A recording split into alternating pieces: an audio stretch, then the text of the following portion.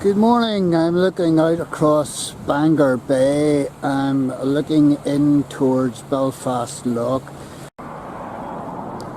Eisenhower Pier, renamed by Mary-Jean Eisenhower, and she was the granddaughter of Dwight Eisenhower from 1944. So that was renamed in 9th of July 2005.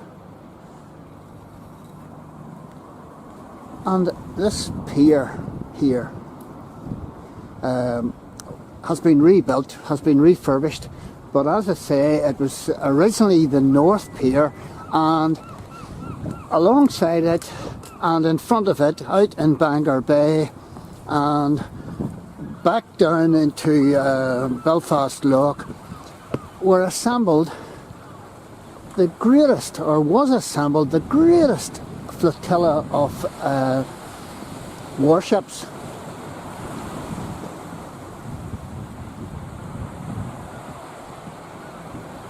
Because we're talking about 1944, and we're talking about D-Day, and we're talking about General Dwight Eisenhower wishing the troops farewell, and there were something like 30,000 troops that embarked off this pier, and he was wishing them bon voyage as they set sail for France and the Normandy coast. General Eisenhower, Supreme Commander of Allied Troops, World War II in Europe.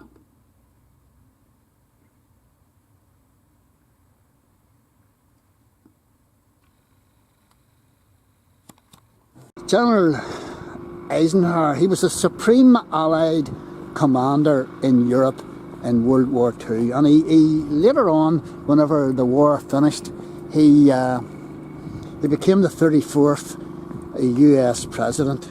He served 2 terms, and here's the metal plaque on the wall.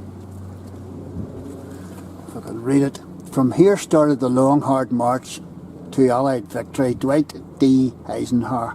Opposite this point was the gathering area for a massive convoy of mixed ships which sailed to arrive at the beaches of Normandy on D-Day, 6th of June 1944. And this is a mosaic that has been constructed here. Very colourful, showing one of the warships, or several of the warships, setting off. We will remember them. What does that say? I can't read that. Planes? I don't know. Ration book. It looks like a Spitfire up there. And amongst the gathering of ships out in the bay and lock here was the USS Arkansas, there was the USS Texas, the USS Nevada, the cruisers USS Quincy, the USS Tuscaloosa. General Eisenhower inspecting the fleet. And I'm looking away across the bay to the black lighthouse over there, Blackhead Lighthouse. And Eisenhower was quoted as saying, "It is here in Northern Ireland that the American Army first began to concentrate for our share in the attack on the citadel of Europe. From here started the long hard march to Allied victory." And goes on to say, "Without Northern Ireland, I do not see how American forces could have concentrated to begin the invasion of Europe." That's what Eisenhower said. So this whole area had a major contribution towards the D-Day landings, and you know, it's largely forgotten about. And and the sacrifice of those men should be remembered.